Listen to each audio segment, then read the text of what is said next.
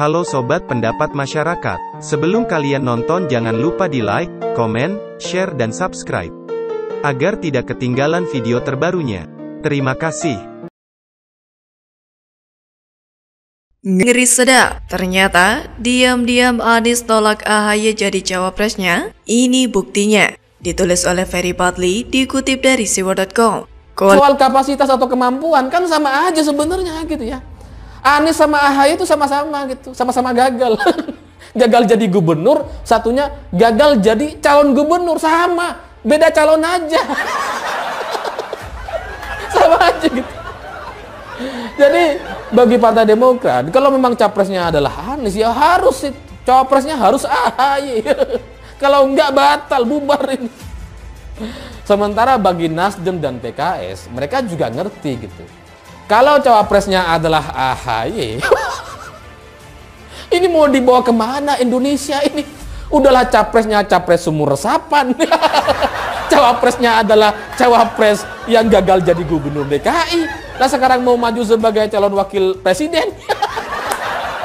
Saya nggak yakin itu kalau Nasdem itu mau AHY-nya jadi wapres.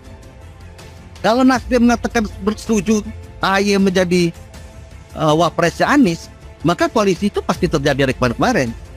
Karena ketidaksetujuan Nasdem kalau AHY menjadi wapres yang berakibat kepada meningkatkan elektabilitas Demokrat pada waktu yang akan datang sebagai wapres atau sebagai ketua umum, dan itu akan merugikan Nasdem jangka panjang. Sudah terbukti kan, masalah cawapres saja udrek kan nggak karu-karuan. Nasdem merasa pengen cari dari luar, PKS pengen Kang Aher maju, Demokrat sudah pasti.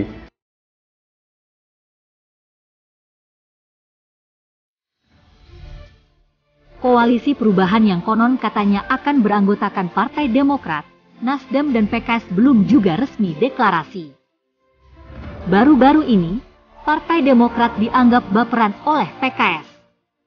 Juru bicara PKS, M. Khalid merespons Wasekjen Partai Demokrat, Jansen Sitindaun yang menilai koalisi bisa bubar jika ada yang mendominasi. Khalid mengatakan dalam koalisi tidak boleh baper. Seperti diketahui sebelumnya, Demokrat dianggap memaksakan untuk mendorong ketua umumnya jadi cawapres Anies Baswedan. Karena itu, Nasdem dan PKS kompak menyerang Demokrat yang dianggap baperan dan terlalu memaksakan. Memang koalisi dagelan.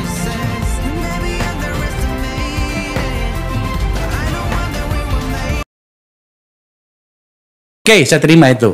Tapi kalau katakanlah sampai akhir Juni tidak ada deklarasi itu, apakah Anda akan masih ada di koalisi ini atau gimana? Ketum kemarin sudah merespon itu pada saat konferensi pers. Kita ini mau menang dan kita mau jalan bersama. Persoalan iman politik nggak usah diragukan. Persoalan berbagai cobaan keimanan, tiga partai ini juga semua mengalami cobaan yang sama.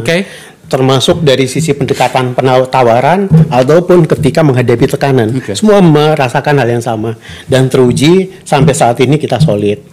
Kita mau menang. Cuman saya tadi masih balik lagi ke Gus Coy. Saya belum bisa move on untuk hal ketika Gus Coy memberikan analisis ada variabel kekuatan baru yang dibutuhkan. Saya mau bilang pengalaman 2004-2009 Partai Demokrat dan Pak SBY bisa menang. Baik Pak SBY dan Pak JK, kemudian di 2009 Pak SBY berpasangan dengan Prof Budiono, itu nggak ada soal. Artinya analisis yang dibangun Gus Coy tadi bagi saya pribadi berdasarkan referensi 2004-2009 agak kurang relevan. Konteks itu penting. Jadi justru yang paling make sense saat ini adalah sudah ada 5 kriteria itu, ayo kita coba. Kalau persoalan pengalaman, AHY jangan dilihat sebagai seorang figur AHY MC. AHY itu adalah ketua umum Partai Demokrat, putra Pak SBY. Partai Demokrat 2 periode sebagai the ruling party, 2 periode pula sebagai oposisi, dan Pak SBY 2 periode sebagai presiden. Ada banyak pengalaman, ada ini lingkungan yang sangat memadai yang menjadi backup bagi Pak Ketum AHY sebagai referensi baik dalam hal penguatan kelembagaan dalam mewujudkan good governance, dan ini juga disinggung oleh Mas Anies ketika kunjungan pertama setelah dideklarasikan oleh Nasdem ke DPP Partai Demokrat. Oke. Kalau Anda tidak bersama Pak Anies Baswedan, dalam arti Nasdem tidak menggandeng Mas AHY, apa komen? Pertanyaannya sekarang, apa niat dari itu? Apa niat berkoalisi? Dan ingat, gak ada satupun di antara partai-partai itu yang bisa berdiri sendiri. Betul. Juga pertanyaan yang sama. Loh, apa yang terjadi kalau koalisi ini tidak terjadi? Artinya, apa yang dilakukan Nasdem, apa yang dilakukan PKS, apa yang dilakukan Demokrat, itu juga saling berpengaruh. Karena dua saja nggak jalan. Nah, Pak Anies pun nggak akan jalan. Satu tidak bersama dalam koalisi ini, ya nggak jalan. Jadi nggak perlu terlalu jauh berbicara, karena satu di antara tiga tidak bersepakat, tidak membangun, tidak pada konsensusnya, ya tentu selalu ada opsi buat yang lainnya. Politics, this is the art of possible. Semuanya mungkin. Namun per hari ini saya harus mengatakan kami serius untuk berbicara koalisi perubahan, koalisi alternatif. Tetapi juga nggak mungkin kami tidak berpikir alternatif yang lain ketika ada satu atau dua elemen yang memaksakan dirinya. Jadi bilang itu. Sudirman Said. Semua partai taat piagam koalisi, tak ada yang memaksakan aspirasi cawapres. Piagam kerjasama 3 partai yang dibentuk pada tanggal 14 Februari 2023, menyatakan bahwa calon Presiden Anies Baswedan diberi mandat untuk memilih dan menetapkan calon wakil presiden sebagai pendamping dalam pemilu 2024. Tidak ada satupun pihak yang memaksakan. Semua mendapat kesempatan mengusulkan nama. Partai Nasdem mengusulkan beberapa nama, PKS mengusulkan beberapa figur baik kader maupun non-kader. Begitupun Partai Demokrat menyodorkan sejumlah tokoh, baik internal maupun eksternal partai. Saat ini proses memilah dan memilih sudah selesai. Tinggal tunggu hari baik bagi Pak Anies untuk memutuskan dan mengumumkan, ungkap Sudirman Said.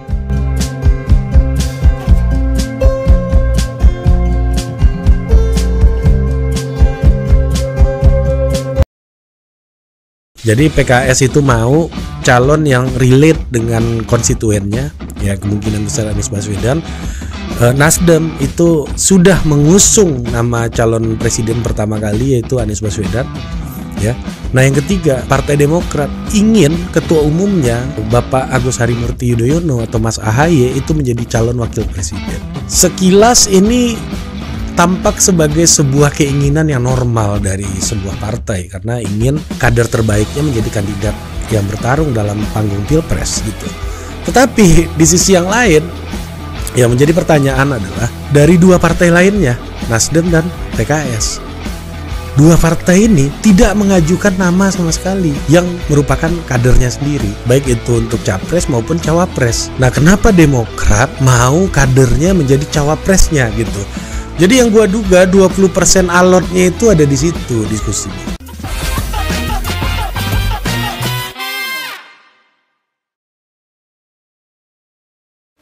AHY tuding Muldoko berupaya bubarkan koalisi perubahan dan gagalkan pencapresan Anies. Partai Demokrat menilai bahwa pengusungan Anies Baswedan sebagai calon presiden dari koalisi perubahan menjadi alasan utama dari pengajuan peninjauan kembali atau PK Mahkamah Agung dalam Kongres Luar Biasa alias kudeta Partai Demokrat. Seperti diketahui, Kepala Staf Presiden KSP Muldoko bersama Joni Allen Marbun telah mengajukan PK atas putusan kasasi MA dengan nomor perkara nomor 487 yang diputus pada 29 September 2022. Menurut Ketua Umum Partai Demokrat Agus Harimurti Yudhoyono alias AHY, keputusan Muldoko untuk mengajukan PK tepat 1 hari setelah Demokrat mengusung Anies sebagai bakal calon presiden telah menjadi bukti kuat bahwa Jenderal Purnawirawan TNI itu berupaya untuk menggagalkan pencapresan ini. Dia menilai ada upaya serius yang dijalankan Muldoko untuk menggagalkan pencapresan Anies, dan lebih parahnya lagi untuk membubarkan Koalisi Perubahan untuk Persatuan atau KPP dengan cara mengambil alih Partai Demokrat. Ada upaya untuk membubarkan koalisi perubahan. Tentu saja salah satu caranya dengan mengambil alih Partai Demokrat, karena Demokrat merupakan salah satu kekuatan perubahan selama ini. Terangnya di gedung DPP Demokrat Senin 3 April. AHY memahami bahwa pengusungan Anies sebagai capres pilihan koalisi perubahan memang menjadi pilihan yang berisiko. Sebab dia menyadari bahwa Anies menjadi sosok capres yang pada faktanya tidak dikehendaki oleh rezim penguasa. AHY mengaku tak izin memusingkan persoalan tersebut. Demokrat dan koalisi perubahan, ujarnya, lebih memilih fokus pada persoalan yang kini tengah dihadapi oleh rakyat, seperti inflasi dan utang negara yang terus meroket.